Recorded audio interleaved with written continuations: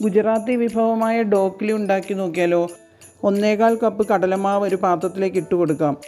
1/2 teaspoon വീതം മഞ്ഞൾപ്പൊടിയും പഞ്ചസാരയും ചേർത്ത് കൊടുക്കാം. 2-3 നുള്ള് ഉപ്പും ചേർത്ത് കൊടുക്കാം. കുറേശ്ശെ വെള്ളം ഒഴിച്ച് കട്ട കെട്ടാതെ ഇളക്കിയെടുക്കാം. ദോശമാവിൻ്റെ പരുവത്തിലായിരിക്കണം. 10 മിനിറ്റ് റെസ്റ്റ് ചെയ്യാൻ വയ്ക്കാം. ഒരു കേക്ക് ടിന്നോ സ്റ്റീൽ പാത്രമോ ഓയിൽ പുരട്ടിയെടുക്കാം.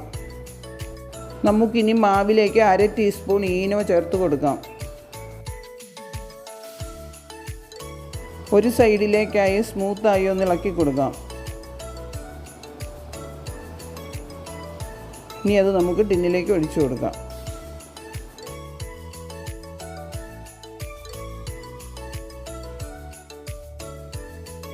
ഇനി നമുക്കത് ആവിയിൽ വേവിച്ചെടുക്കാം.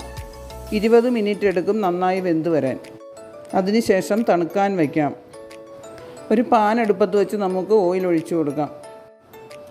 കടുകും കറിവേപ്പിലയും പച്ചമുളകും ഇട്ട് കൊടുക്കാം. പച്ചമുളക് നന്നായി ഒന്ന് വാടി വന്നു കഴിയുമ്പോൾ നമുക്കതിലേക്ക് വെള്ളം ഒഴിച്ചു കൊടുക്കാം. 2 ടീസ്പൂൺ പഞ്ചസാരയും 1/2 ടീസ്പൂൺ ഉപ്പും ചേർത്ത് കൊടുക്കാം. അതിലേക്ക് 1/2 മുറി നാരങ്ങയും പിഴിഞ്ഞൊഴിക്കാം. ആവിയിൽ വേവിച്ചിരിക്കുന്ന പലഹാരം നമുക്ക് വേറൊരു പ്ലേറ്റിലേക്ക് മാറ്റാം.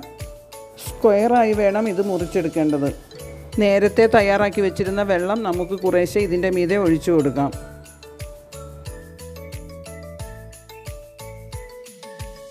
തേങ്ങ ചിരകിയത് അതിൻ്റെ മീതെ തൂക്കിക്കൊടുക്കുന്നുണ്ട്. വളരെ സോഫ്റ്റ് ആയിട്ടുള്ളൊരു വിഭവമാണിത്.